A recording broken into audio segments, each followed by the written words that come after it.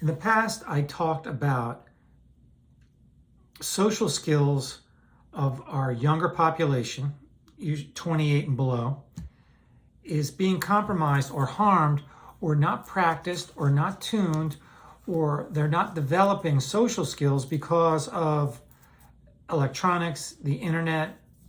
That's only part of the story. I wrote a book on it, and you know what? I'm partly wrong. Yes, that's true, but there's another thing I missed. We're evolving into an electro-human. What does that mean?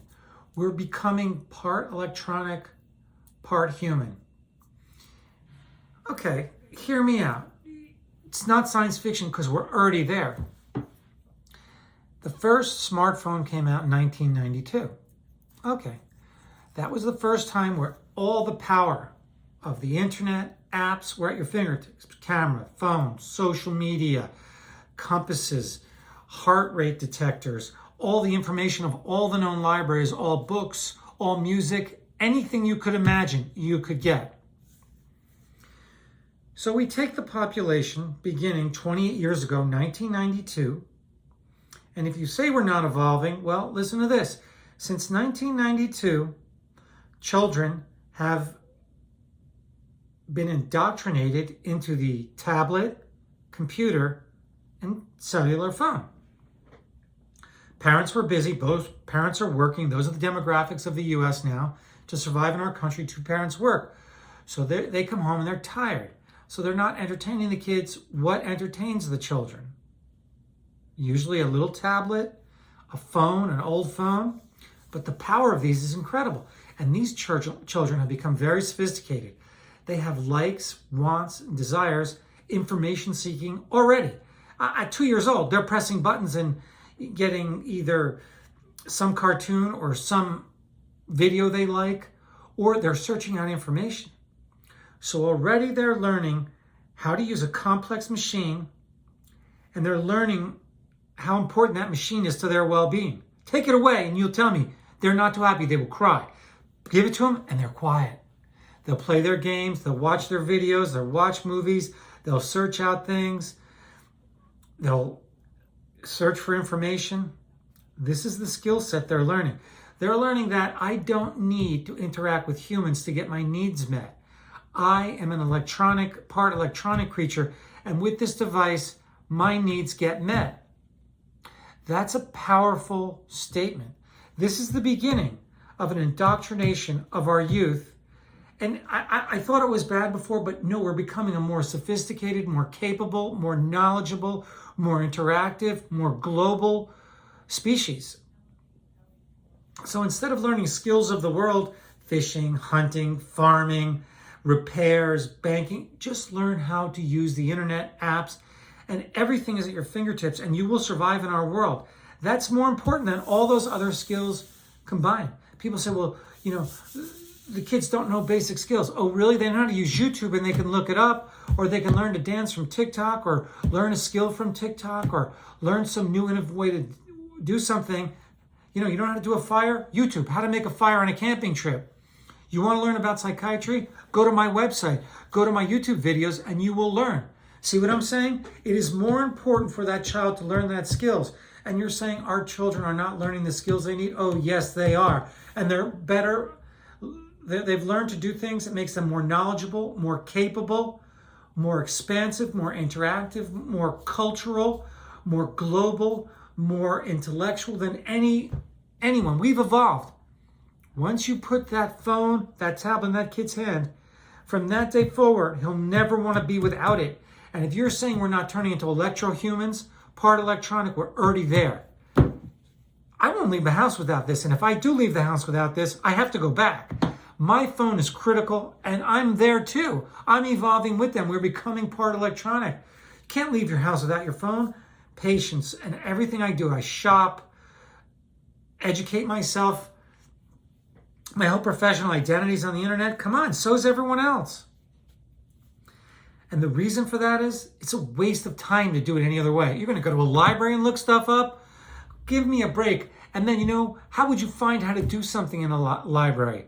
or if you need a video on how to do a home repair, or how to do a checkbook, or how to use an app, or how to use your iPhone, your EarPod Pros, or how to fix something on your car, or how to get something done, just type it in Google, DuckDuckGo, Bing. You'll find out. So people, by design, we do things in the most efficient way because we're genuinely lazy, and we'll do the easiest way to get things done.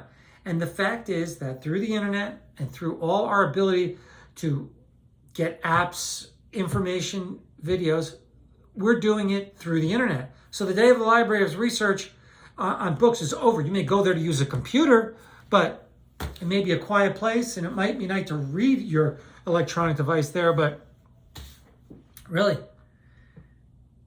So we've had 28 years of evolving already with this electronic device. It's the path of least resistance, and it opened up the world, and we've been indoctrinating our children since day one on it, and ourselves. So I'm not just saying our young people don't know anything else, so we pretend like, oh, we still know how to do stuff, but it's garbage because I don't use it, and these kids don't know how to use that, and they're better equipped for the modern world than me because they know how to do these things. Their social skills are not that good, but oh well. You had to sacrifice something for us to evolve to this higher level. In terms of entertainment, they go for games, movies, on the internet. It's just too much there. You're not going to a movie theater anymore. You're going to be streaming. I mean, between TikTok, Facebook TV or Facebook videos, YouTube videos, HBO Max, Xfinity On Demand, Amazon Prime, iTunes, Netflix, Google Video. What possibly are you in need of that you can't get from there? And there's so many games on all those platforms that we are evolving, and this is the world of brick and mortar is fading away, and we're becoming part electronic, part human, because this is the best way to go. The other way is inefficient, doesn't really work that well, and COVID just accelerated this because you don't want to get infected. And those places are cumbersome, you're prone to crime, it's expensive. This way, just get your phone and you're set. What else is happening? Why would any young individual or anyone in general want to go socialize in their immediate environment? It's so limited. You could find people that share your values and your ideas on the globe. And it's a much more effective way to meet people over the internet. You share common interests and hobbies and peculiarities and idiosyncrasies. You can find other people. And I would say that we're not going back. Once you get exposed and realize, wait a minute, I'm not alone in this world. There are other people like me. You don't really need social skills. You need to learn how to use the internet.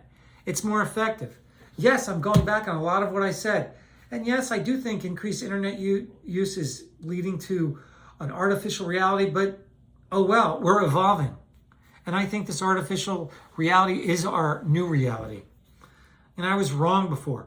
The social platforms, Facebook, WhatsApp, QQ, WeChat, Qzone, Tumblr, Instagram, Twitter.